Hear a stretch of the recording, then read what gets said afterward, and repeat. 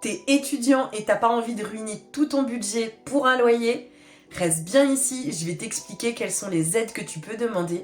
Mais avant tout, pense à t'abonner pour suivre tous mes conseils à venir. Si tu t'es déjà renseigné, tu t'es rendu compte que le loyer allait être une grosse partie de ton budget. Donc je te propose de rester quelques minutes, je vais t'expliquer quelles sont les aides au logement que tu peux solliciter. Et dans une prochaine vidéo, j'en détaillerai certaines. D'abord, il y a la CAF, c'est la Caisse des allocations familiales et je pense que tu en as entendu parler au moins une fois dans ta vie. Ça va t'aider quel que soit le type de logement que tu veux demander. Que ce soit un logement crous, une coloc ou encore un studio dans le privé. Commence d'abord par créer ton espace personnel sur le site de la CAF ou alors pique celui de tes parents. Ça te permettra notamment de faire des simulations pour savoir combien tu vas obtenir en aide. Je te conseille de préparer certaines pièces en avance pour compléter ton dossier.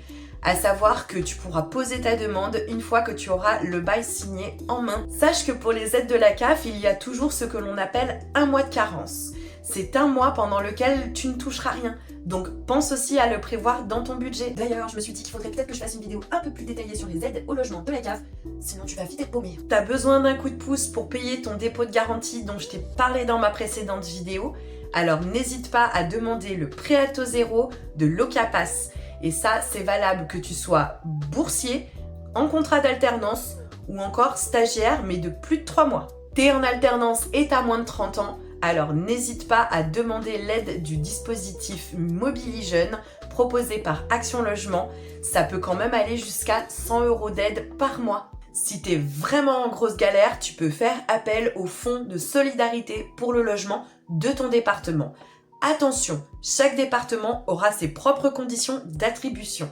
Mais avec le FSL, tu peux bénéficier d'un prêt ou même d'une subvention pour t'aider à payer les premiers frais d'installation dans ton logement ou alors même dans le maintien dans ton logement. Tu savais que dans certaines villes ou certaines régions, on pouvait demander des aides en plus?